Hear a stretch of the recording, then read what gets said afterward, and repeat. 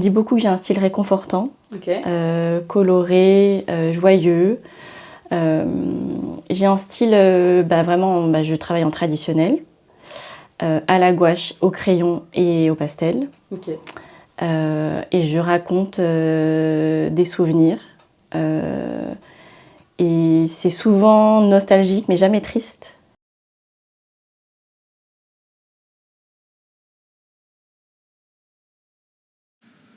Hello et bienvenue sur cette chaîne.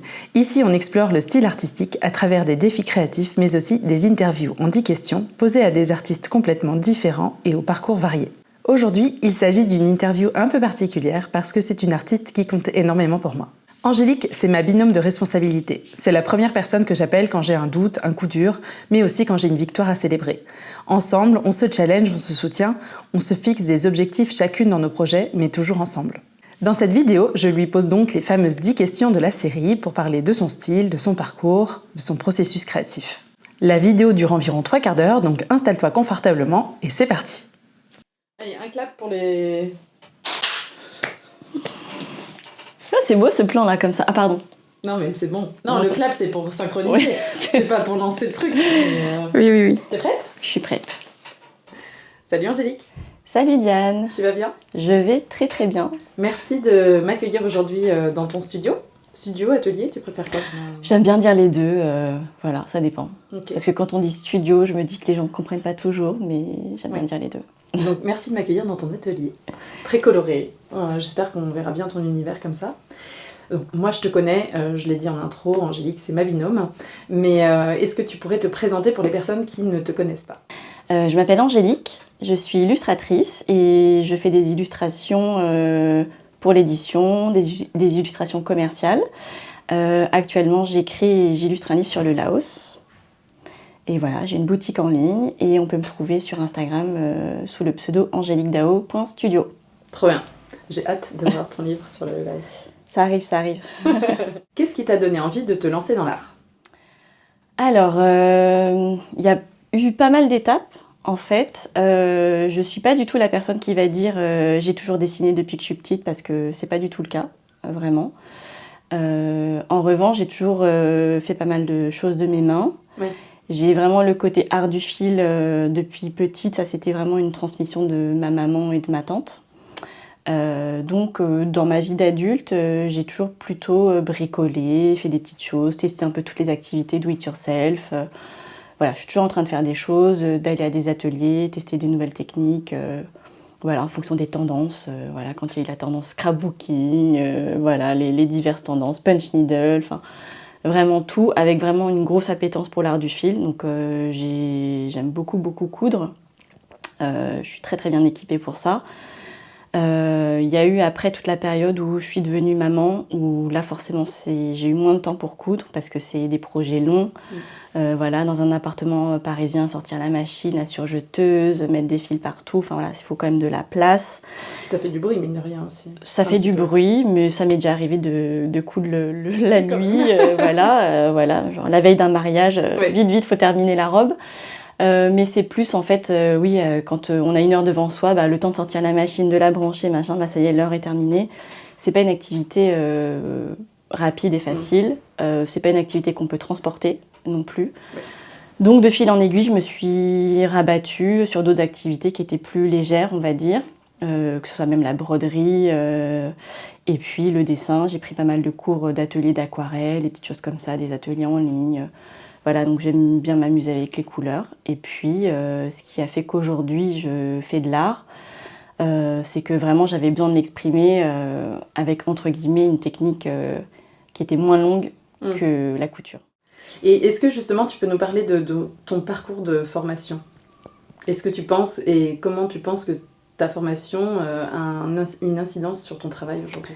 Alors moi, j'ai pas de formation, j'ai pas fait d'école d'art, Ouais. voilà, donc je suis ce qu'on peut dire autodidacte, même si au final je suis pas vraiment autodidacte puisque je prends quand même des cours. Oui, bien sûr. Voilà, j'aime beaucoup continuer à apprendre, j'aime apprendre sur tous les sujets, donc moi dès qu'il y a un atelier, un truc, un workshop avec une artiste, j'aime bien tester. Donc je me teste beaucoup aux ateliers, c'est l'avantage d'être sur Paris, il y a quand même beaucoup de propositions. J'aime aussi beaucoup les cours en ligne. J'ai beaucoup suivi les cours d'artesane.com. Pareil, ils ont commencé avec beaucoup d'ateliers d'art du fil. Mais il y a aussi des cours de dessin, de peinture. Et c'est d'ailleurs un cours de la directrice artistique Marie-Gabrielle Berland, un cours de gouache qui m'a fait beaucoup aimer la gouache. Ok, Qui fait qu'aujourd'hui, c'est mon médium principal. trop Voilà, bien. notamment. Et du coup, tu as fait quoi comme diplôme? Tu peux nous en parler ou... Eh ben, j'ai pas de diplôme. Non, bah si, tu as un diplôme d'autre chose. J'ai un diplôme d'autre chose. Ah oui, d'accord. T'as pas de diplôme d'art, mais oui, t'as oui. quand même fait une Moi, j'ai une formation. formation de base dans la finance, en gestion d'entreprise, donc vraiment rien à voir. J'ai débuté ma carrière voilà, dans la finance et chef de projet marketing, donc vraiment Est-ce que rien tu à voir. penses que ce côté justement finance, tu le retrouves quelque part dans ton art aujourd'hui? Je le retrouve... En fait, ce que je retrouve beaucoup, c'est tout le côté gestion de projet. Ouais. Là, vraiment, où je sais que ça m'aide énormément. La finance, ça m'aide pas dans mon art, mais ça m'aide dans mon quotidien d'entrepreneur pour gérer mon business, ça c'est certain. Et je pense que ça me rebute moins que pas mal de personnes qui vont détester la compta, tout le côté administratif. Mais pour moi, vraiment, gérer une entreprise, c'est un tout, ça en fait totalement partie. Et une activité ne peut pas fonctionner si c'est un truc qui est complètement délaissé, mis de côté. Je pense qu'à un moment, il y a un souci, il faut quand même s'intéresser à ces sujets-là. Donc, effectivement, j'ai quand même ma vie d'avant, ma formation initiale qui me sert beaucoup voilà, dans le côté organisation, gestion de projet, voilà, d'avoir un peu, savoir gérer des deadlines, le stress de ce côté-là. Et puis tout le côté marketing qui m'aide beaucoup pour les réseaux, la communication, où ça j'ai vraiment, je pense, j'ai une aisance là-dessus. Et il y a aussi le fait que j'adore tous les outils numériques. Je suis vraiment digital loveuse, donc j'adore bidouiller sur Procreate, bidouiller sur Photoshop. Voilà, j'ai jamais vraiment pris de cours, mais bon, il y a pas mal de tutos sur Internet, donc on se débrouille. Moi, j'adore Excel et j'adore bah, voilà, fouiller. Voilà, donc c'est des outils qui servent. J'ai vraiment un peu un côté geek dans l'âme, qui me sert énormément au final dans ma pratique, parce qu'il y a beaucoup d'originaux que je fais, que je suis amenée à scanner, pour pouvoir ensuite les imprimer en affiche. Et voilà, c'est toujours un défi d'imprimer un original fait à la gouache et au crayon. C'est toujours un défi de le scanner, ensuite de le retoucher, de fournir un fichier correct à un imprimeur ou à un client. Et de ce côté-là, j'ai beaucoup appris, mais je n'ai pas du tout peur d'y aller et de me dire vas-y, je scanne mon original et puis voilà, il aura une autre vie par ailleurs, ne serait-ce que pour le poster sur Instagram.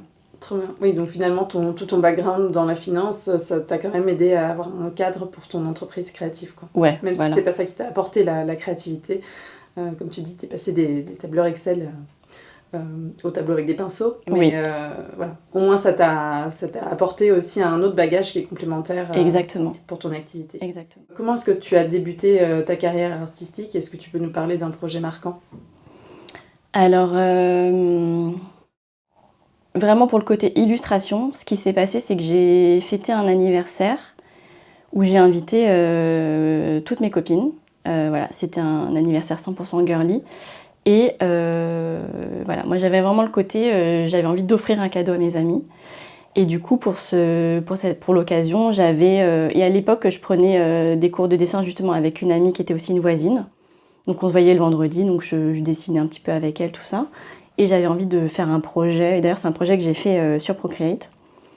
Parce que j'ai eu toute une phase où j'ai aussi beaucoup repris le dessin avec Procreate, parce que je trouvais ça génial, toutes les possibilités que ça permettait.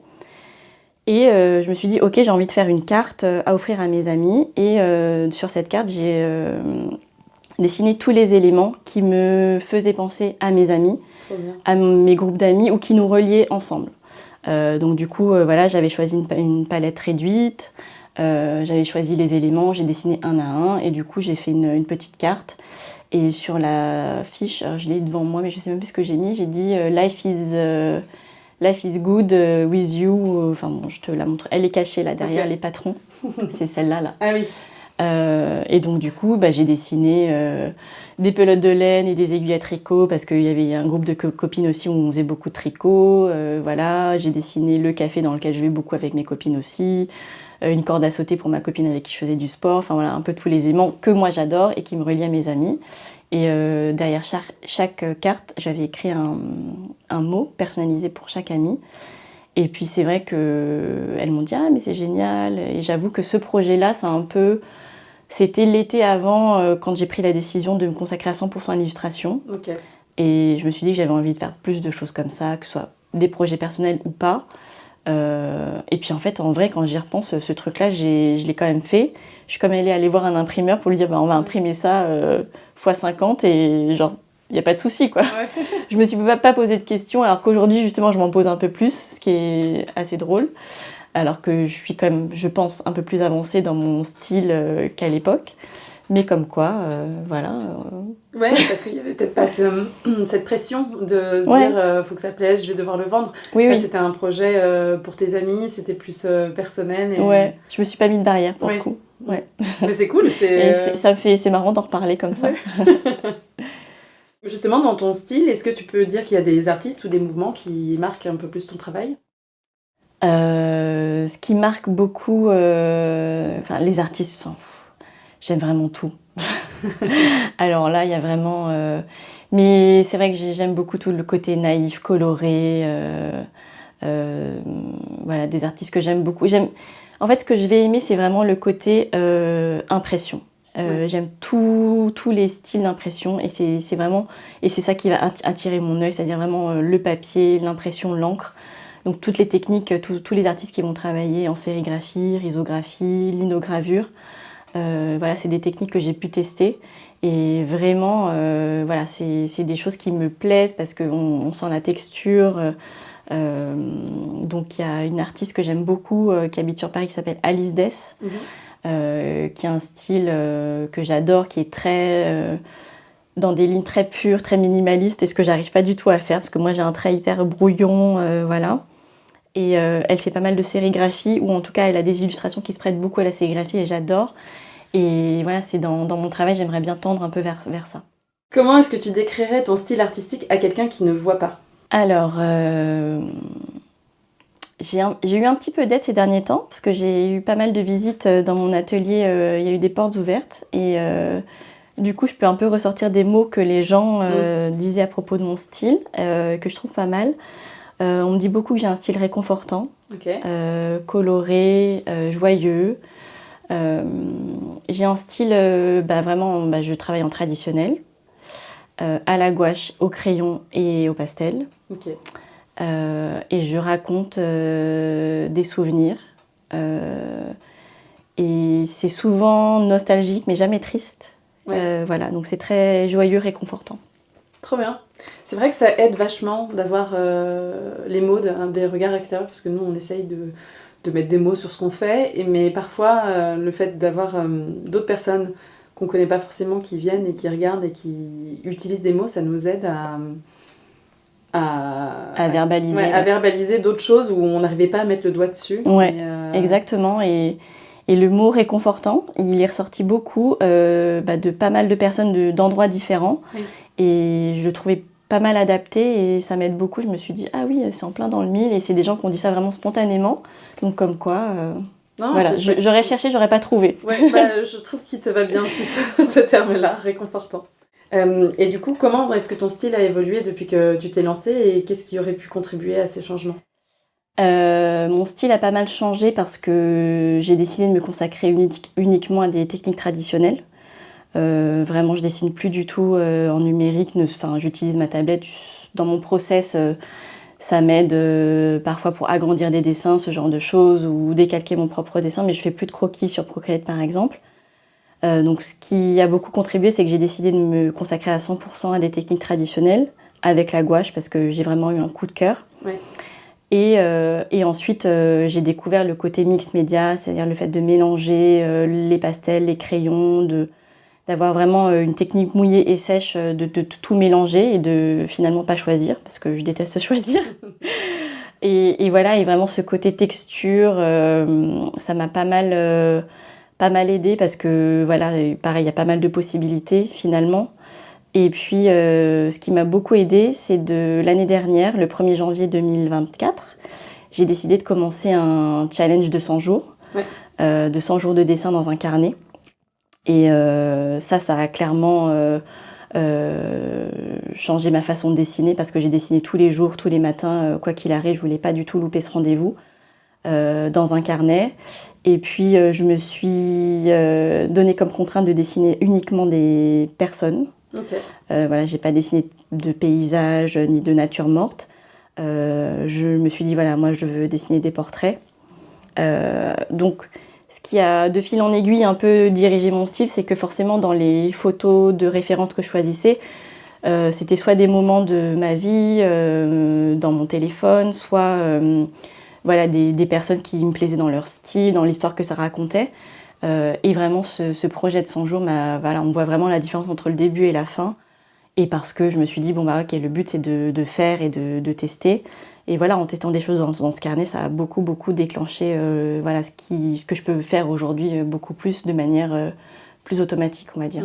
Et c'est sûr qu'il n'y a rien de tel qu'un projet où tu dessines un petit peu tous les jours pendant 30, 60, 100 jours. Et forcément, comme tu vas pratiquer tous les jours, tu peux que t'améliorer. Exactement. Et ouais, c'était un beau challenge, j'ai été contente de pouvoir le suivre. Et d'ailleurs, j'ai refait ce challenge cette année qui est complètement différent. Je dirais que j'ai moins aimé, enfin quand je dis que j'ai moins aimé, j'aime moins le résultat. Ok. Mais je pense que c'est parce que justement, je me suis autorisée à tester plein de choses différentes. Vraiment, chaque jour, c'était une technique différente, un médium différent, des couleurs différentes. Voilà, j'utilise des couleurs que je n'utilise pas habituellement. Donc forcément, parfois, je regarde le résultat, je me dis genre, oui, bon, voilà. Et puis, j'y ai consacré aussi moins de temps. Oui. Voilà, je me suis vraiment mis plus de contraintes de temps cette année que l'année dernière, par exemple. Mais voilà, j'ai autant appris, voilà, et puis cette année ça a été un peu plus difficile aussi en termes de temps à consacrer à ce challenge, mais je suis quand même contente, voilà, il est différent, tout simplement. Oui, tu peux refaire un challenge que tu as apprécié, enfin c'est pas que tu l'as pas apprécié, c'est en même temps tu t'es mis des contraintes différentes. Si l'année dernière tu avais fait la même technique, le même médium tous les matins. Plutôt, ouais. Et là, si tu te forces à utiliser des couleurs que t'aimes pas, bah en fait, ça peut aussi confirmer que t'aimes pas. Oui, voilà. Forcément, le résultat, si tu l'aimes moins, alors que l'année dernière, si tu t'es pas mis cette contrainte, que tu restes dans des tons que tu aimes, dans une technique et dans un sujet que tu aimes, bah le résultat, tu vas tourner les pages de ton carnet et tu vas être hyper fière. Ouais. Et pour autant, s'il y a des choses que t'aimes pas, c'est bien aussi de les avoir dans un carnet. Parce qu'elles existent et elles sont une preuve de ton apprentissage et aussi une preuve que peut-être, bah, justement, c'est pas vers là que tu veux aller. Exactement. Ouais. Donc c'est chouette aussi de... Je trouve que parfois on apprend plus en sortant de notre zone de confort et en faisant des choses qu'on n'aime pas, quitte à confirmer qu'on n'aime toujours pas, mais on confirme nos choix et notre style aussi en passant par ça. Ouais, tout à fait. Ton environnement et tes expériences se reflètent dans ton art et est-ce que justement tu te nourris de tout ça pour tes projets ? Oui, mon environnement m'inspire au quotidien puisque je dessine pas mal de scènes familiales, voilà, de souvenirs du quotidien. Je suis vraiment partisane du côté, voilà, il se passe plein de choses dans nos vies, des petites anecdotes, des petites choses qui sont pas forcément extraordinaires mais que j'ai envie de redessiner. Souvent le point de départ de mes dessins c'est je regarde dans ma pellicule de mon téléphone, voilà, je shoote énormément, j'ai beaucoup trop de médias, de plein de petites choses que j'ai envie de me souvenir et quand j'ai un moment de dessin je me dis bon qu'est-ce que j'ai envie de dessiner, en fait j'ai juste à regarder dans ma pellicule et souvent ça va me faire repenser à un moment, à une émotion et que je vais retranscrire. Donc clairement ce qui va me nourrir beaucoup c'est mes enfants, ma famille, ce qui se passe autour. Moi, ce que je vais vivre aussi, des choses que j'ai envie de retranscrire, pas mal. Donc, et puis dans mon travail, j'explore pas mal toute mon identité d'enfant d'immigrés qui naît en France, voilà, ayant grandi dans une double culture. J'explore pas mal ces différences-là, comment moi je me suis construite. Et puis vraiment dans toutes les étapes de ma vie où voilà, il y a eu pas mal de questionnements quand je me suis mariée, quand j'ai eu mes enfants. Et aujourd'hui, l'histoire de mon livre, c'est vraiment une transmission que j'ai envie de matérialiser avec mes filles dans ce livre que je suis en train d'écrire sur le Laos et d'illustrer. Donc clairement, je replonge, voilà, je pose pas mal de questions à mes parents, à ma famille, voilà, sur des choses que moi j'ai pas forcément vécues, ou sur des choses que je suis persuadée d'avoir entendu et finalement c'est pas de cette manière-là que ça s'est vraiment passé, voilà, des choses qu'on enregistre en disant mais c'était comme ça, mais en fait pas du tout. Donc ça me nourrit beaucoup parce que ça me remue et c'est tout un travail d'identité. C'est aussi un peu thérapeutique finalement ce livre. Complètement. C'est un livre que je vais faire auto-éditer et j'ai envie qu'il existe dans les mains de mes filles mais aussi au-delà. Donc c'est un projet vraiment de cœur et voilà, ça me nourrit beaucoup, mais je fais pas que ça non plus dans mon travail. Oui, c'est un super projet parce que c'est vrai que j'imagine le fait que tu doives poser des questions à tes parents ou à ta famille pour savoir ce qu'ils ont vécu ou remettre des mots. Enfin, moi, ça me fait penser que quand j'étais petite, on habitait en Russie pendant 3 ans. Et je sais pas pourquoi, j'ai souvenir d'avoir fait des cache-cache dans la neige avec mon frère. Et mes parents m'ont dit, mais pas du tout. Genre, en fait, il faisait juste trop froid. Vous passiez le moins de temps possible dehors. Et c'est marrant comment on peut avoir des souvenirs qui, en fait, n'existent pas. Oui. Et du coup, j'imagine bien aussi, enfin, peut-être pas avec la neige, du coup, pour ta partie, mais oui. ça doit être hyper intéressant de pouvoir justement se replonger dans ces souvenirs et pouvoir comprendre finalement ce qui s'est passé ou... Enfin, voilà, rechanger les souvenirs qu'on a et les mettre à jour et voir si c'est vrai ou pas. C'est marrant, t'as associé jeu et neige alors que c'est quelque part dans tes souvenirs, dans ton subconscient, mais c'était pas ça vraiment la réalité. Non. Mais bon. Oui, c'est un peu ça et je suis contente de... Ou même des moments que j'ai vécus, mais voilà, quand on le vit dans sa place d'enfant de 8 ans, quand j'y repense aujourd'hui, je le revois pas de la même manière. Et je me pose aussi beaucoup de questions, sachant que ma fille est née à 8 ans aussi aujourd'hui. Et je me dis, mince, j'ai vécu ce truc-là et c'est l'âge qu'elle a aujourd'hui. Comment ça se passerait si elle devait vivre la même chose que moi à l'époque. Enfin, il y a un peu tout ça qui se mélange et qui se croise, donc qui me remue beaucoup. Mais c'est des trucs hyper intéressants. Donc j'écris aussi beaucoup dans mon travail. Est-ce que tu peux nous expliquer ton processus créatif de l'idée initiale jusqu'à l'œuvre finie? Tu parlais tout à l'heure justement de l'iPad au début, tu n'utilises plus. Maintenant, si tu devais créer une illustration demain, comment tu ferais? Bon, c'est plutôt facile de répondre là parce que j'ai fait un post récemment où j'expliquais un peu tout mon process, donc j'ai dû un peu résumer, donc c'est assez clair dans ma tête. Ça va toujours partir de l'écriture. Ok. Voilà, donc je vais dans tous les cas poser des mots. Rien que prendre une feuille blanche et écrire le titre du thème ou de l'expo, de me dire ok, bon là c'est ça. Et puis un peu coucher les mots qui me viennent, un peu croiser les thèmes que j'ai envie de traiter. Donc ça part des mots, toujours. Puis même je vais gribouiller la palette de couleurs, je vais gribouiller la technique, le format, enfin voilà.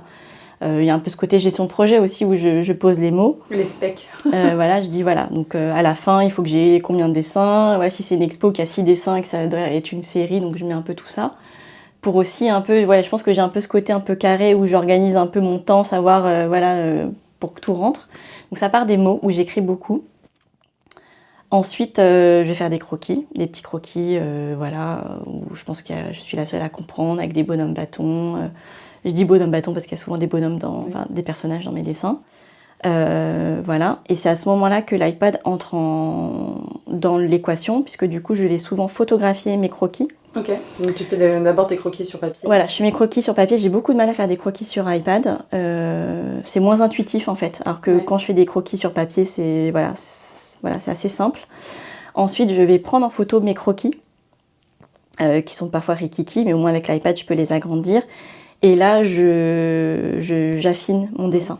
C'est là que je sais, je me dis, tel élément va vraiment prendre cette place-là. Donc, et puis avec l'iPad, on peut agrandir, diminuer des éléments, isoler des éléments pour... je peux tester aussi si j'ai certains éléments que je vais mettre ou pas en premier plan. Ou, je peux tester, faire des tests de composition. Donc, c'est à ce moment-là que je fais ça avec l'iPad. Ensuite, je vais cleaner mes lignes. Pareil, toujours avec Procreate. Une fois que mes lignes sont définitives, je vais imprimer mon dessin sur une feuille A4 bureau simple, ou alors sur un format plus grand si c'est un A3 ou un plus grand. Enfin, j'imprime mon dessin que j'ai pu agrandir au bon format. Là, je vais décalquer mon propre dessin avec une table lumineuse sur le papier à dessin définitif, donc qui va être un papier à dessin assez grammé, assez épais, parce que je vais travailler à la gouache derrière, donc une technique mouillée. Donc je décalque mon propre dessin à la table lumineuse, et ensuite c'est la colorisation à la gouache, toujours, pour commencer. Et ensuite, je ne peux pas m'empêcher de rajouter pas mal de couches, que ce soit du crayon de couleur, des pastels, parfois des Posca. Et c'est souvent aussi à ce moment-là que je rajoute pas mal de détails qui n'étaient pas forcément prévus au départ, ou des détails que j'ai pas dessinés mais que je sais que je vais rajouter un peu au feeling. Et voilà. Et ensuite, quand j'ai le dessin terminé, souvent je le scanne pour pouvoir le garder quoi qu'il arrive. Je le scanne pour le diffuser sur les réseaux, pour le faire imprimer soit en carte, soit en affiche pour le mettre dans ma boutique. Et voilà. Ok, non, c'est très clair au moins. C'est marrant parce que ça part des mots finalement, et tu disais tout à l'heure que tu racontes des souvenirs, des émotions, donc tout ça c'est lié. Ouais, tout ça c'est lié. Et comment tu gères tes périodes de blocage? Est-ce que ça t'arrive de ne pas avoir d'idée? Ça m'arrive toujours de ne pas avoir d'idée. C'est pas évident parce que j'ai une vie de maman qui est assez timée. Donc c'est dur d'avoir les moments d'inspiration avec les moments où je suis dispo pour voilà, parce que si j'ai l'inspiration à 16h30 mais que c'est le moment où je dois aussi être devant l'école, c'est un peu compliqué.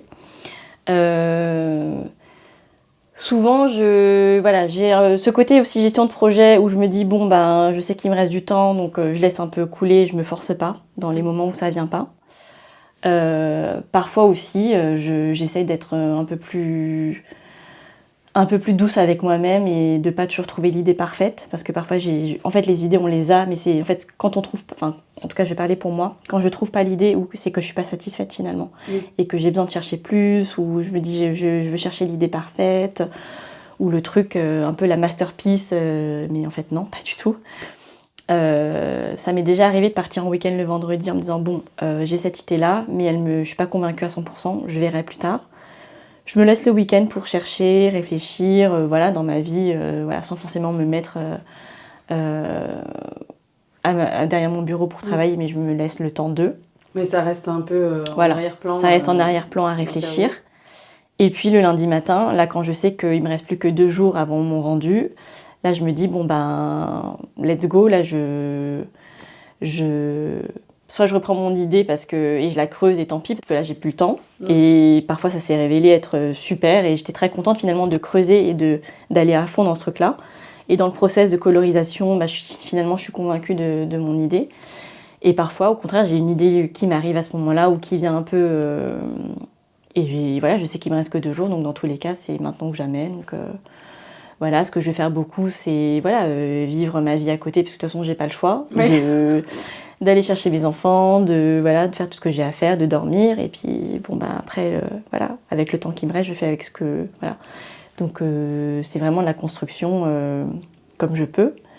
J'essaye de m'octroyer plus de temps en journée et de moins culpabiliser, de plus sortir, faire des expos. Et puis je regarde pas mal autour de moi aussi, je m'inspire, je vais tourner les pages de livres en me disant je vais voir, regarder beaucoup dans mon téléphone. Ouais. Oui, toutes tes photos, ta pellicule, comme tu disais. Voilà. Ça, c'est des choses où je vais trouver des idées, où je vais mixer des trucs qui n'ont rien à voir. Mais quand j'ai pas d'idée, je me replonge un peu dans tout ça. Et puis, je reste surtout pas derrière mon bureau à chercher, parce qu'au final, ça vient pas, quoi. Ouais. Oui, finalement, faire une pause parce que t'as des obligations familiales, ou tu décides de prendre une pause et de faire autre chose, ça t'aide à retrouver d'autres idées. Ouais, exactement. Quel conseil est-ce que tu donnerais à quelqu'un pour l'aider à trouver son style? Je conseillerais de dessiner dans des carnets, parce que c'est génial. Je dis pas ça parce que j'adore la papeterie et que j'ai 50 000 carnets, si ce n'est plus. Mais vraiment, oui, parce que finalement, on se bloque de dessiner dans un carnet, parce que y a tellement de beaux carnets qui sont postés sur Instagram, des objets parfaits, des œuvres d'art, vraiment, je dirais. Alors qu'en fait, un carnet, ça doit être moche, on doit le trimballer partout. Moi j'ai un mini carnet aussi dans ma banane, un crayon, et je le sors quand je suis au resto avec mes filles et tout ça. Et au final, je teste des trucs, je dessine ce que j'ai devant moi, et finalement après quand je regarde, c'est les dessins qui me plaisent le plus parfois aussi. Donc je dirais de vraiment de se lancer dessiner dans des carnets, parce que ce qu'on va nous faire dans un carnet, ce sera forcément mieux qu'un carnet vide, quoi qu'il arrive. Ça, c'est Tout à fait. une vidéo de Si que j'ai vue et où elle disait mais allez-y, dessine dans les carnets, n'ayez pas peur. Et vraiment, j'applique ce truc-là à fond. Et puis, parfois aussi de suivre des challenges, ça peut aider. Ça peut aider, donc, mais voilà, sans forcément suivre les prompts qui sont donnés, les thèmes et de dessiner ce qu'on a envie. Si on n'a pas d'idée de s'inspirer des prompts, évidemment, mais de donner un peu une contrainte, quelle qu'elle soit, que ce soit de la couleur, soit d'un médium, soit d'un temps, mais de se dire, allez, je me fais ce mini challenge du temps que vous voulez et d'y aller. Et forcément, entre le jour 1 et le jour 30, et ben, il y aura forcément une évolution, parce que je suis vraiment partisane du fait de pratiquer, de s'entraîner. C'est un entraînement comme un autre. Voilà, je ne crois pas forcément au côté don, et voilà, parce que quelqu'un qui n'a jamais dessiné, voilà, ça se pratique. Il faut s'entraîner et on peut devenir que meilleur. Donc, et en faisant des choses qu'on n'aime pas, on trouve notre style, parce qu'on dit ça, je n'aime pas du tout, je le ferai pas. J'ai pas aimé la texture sur le papier. Voilà, là j'ai été à des cours de dessin, j'ai fait de l'huile que j'avais jamais faite. J'ai pas trop aimé, c'était collant. Voilà, c'était pas mon truc, mais j'ai testé. Oui. Voilà. Oui, c'est comme pour les enfants, faut goûter pour dire qu'on n'aime pas. Ouais. C'est un peu pareil oui, exactement. en art, et je suis complètement d'accord avec toi. C'est pas un don, le dessin, c'est vraiment une question de pratique. C'est un peu un muscle, il faut s'entraîner, il faut aller à la salle, il faut faire ses entraînements. Et puis le fait de dessiner dans des carnets, au moins ça laisse une trace. Et c'est pas comme sur l'iPad où on n'aime pas, on supprime, on fait CTRL Z. Alors que là, il y a une histoire, il y a une trace quelque part, et il faut utiliser ces carnets. Je suis bien d'accord avec toi. Après, on peut aussi dessiner dans son iPad si on décide de ne pas effacer. Et ça, il peut voilà, de ne pas utiliser la fonction je peux revenir en arrière. On fait, il y a 50 000 traits, c'est brouillon, c'est fouillis, mais voilà, c'est là. Il y a tout autant la même pratique est possible aussi, vraiment.